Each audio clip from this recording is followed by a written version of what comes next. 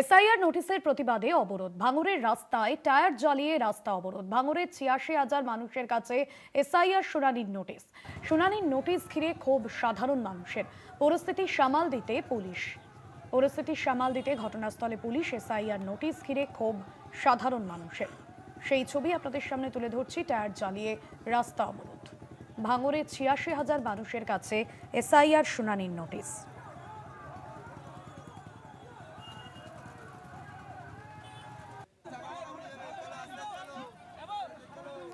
SIR notice ঘিরে ক্ষোভ সাধারণ মানুষের। জাহাঙ্গীর হোসেন রয়েছেন ফোন লাইনে। জাহাঙ্গীর, কি জানা যাচ্ছে বিষয়?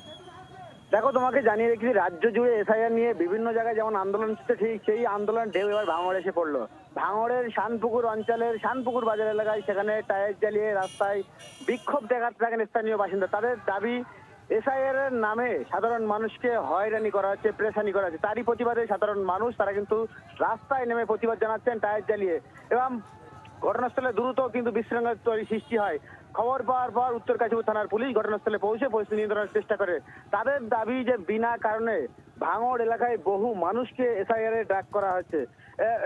তোরা ৩৮০ জনের বেশি ইতিমধ্যে এই সমস্যায় ভুগছে। কারণ শুধু তাই না, এই ভাঙড় ১ নম্বর ২ নম্বর ব্লকে বহু মানুষ তারা কিন্তু এই এসআইআর সমস্যার জন্য বিভিন্ন সময় বিডিও অফিসে গিয়ে হয়রানির শিকার হতে হচ্ছে।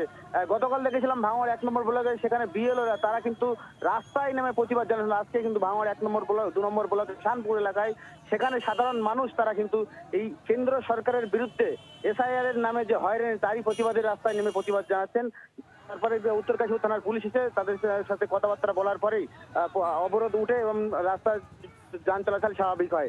তবে পুলিশের আশ্বাস পেয়েই কিন্তু অবরোধ তোলে স্থানীয় বাসিন্দারা। ধন্যবাদ তোমাকে।